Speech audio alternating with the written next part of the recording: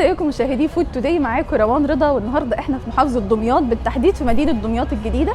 بنجرب مطعم جديد اسمه مطعم رندر للسندوتشات والبرجر. فود توداي قررت ان هي بدل ما تنزل تجرب الاكل بنفسها، احنا النهارده هنعمل حاجه مختلفه شويه، وهي ان احنا هنوقف ناس بشكل عشوائي من الشارع ان هم يجوا يجربوا الاكل ويقولوا لنا اونست ريفيو عن الاكل اللي هم دقوه.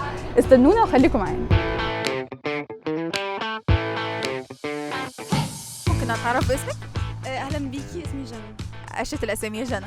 جربتي مطعم رندر قبل كده؟ لا بصراحه سمعت اسمه بس ما جربتوش يعني. طب تحبي تجربيه معانا؟ هو بيقدم ايه طيب؟ بيقدم سندوتشات وباستا وانواع مختلفه من القهاوي. تحبي تجربي معانا؟ خلاص اوكي، ممكن نجرب. ماشي، يلا بينا.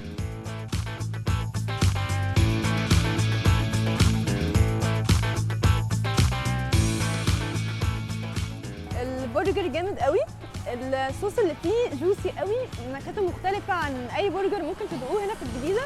يعني جربت كذا مطعم هنا، لا يعني بجد رندر يكسب، البرجر بتاعه فظيع. بالنسبه للمكرونه فبرضه هي فظيعه. الفراخ النكهه بتاعتها مختلفه عن اي فراخ تانية ممكن تتاكل في اي مطعم، المكونات مختلفه، النكهات كلها مختلفه بجد. فلو اي حد عايز يجرب حاجه جديده وفيها تغيير يجي هنا بجد عشان الاكل فظيع والاسعار فظيعه.